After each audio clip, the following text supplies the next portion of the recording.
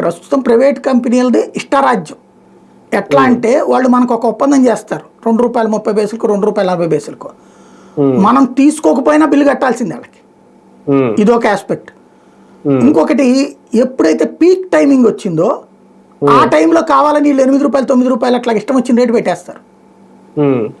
అది వీళ్ళు ఒప్పందం ఉంటుంది, అధికారుల మధ్యలో మధ్యవర్తులుగా వ్యవహరిస్తారు, ప్రభుత్వానికి వీళ్ళకి మధ్యన దాంట్లో క్విట్ బ్యాగ్స్ వెళ్తా ఉంటాయి. అది ఓపెన్ సీక్రెట్ అనమాట, విద్యుత్ శాఖ రహస్యం అనమాట. ఏదో కొండ మీద గోల ఏంటంటే అదేదో కొలపోళ్ళ రహస్యం అంటారు చూడండి, అట్లాగా ఇది ఓపెన్ సినిమా, నడిచిపోతానే ఉంటది, అందరికీ తెలిసినటువంటి రహస్యం. అది అది ఇప్పుడు కంట్రోల్ అవుతుంది. అవును, వాళ్ళు ఒత్తిడి చేస్తారు.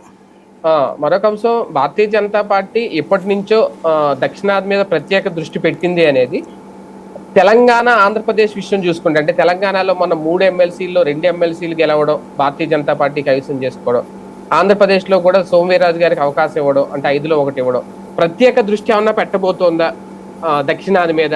అంటే అనూహ్యంగా వస్తున్న విజయాలు భారతీయ జనతా పార్టీని యాక్టివిటీని పెంచడానికి ఒక కారణం అవుతున్నాయా? ఇంకా 2034 సంవత్సరంలో దక్షిణాదిలోని 3 వంతుల రాష్ట్రాల్లో భారతీయ జనతా పార్టీ అధికారంలో ఉంటుందని నేను అనుకుంటున్నా, నా అంటే ఎలాగా అవగాహనతో.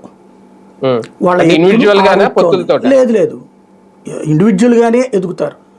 వీళ్ళ వెనకాల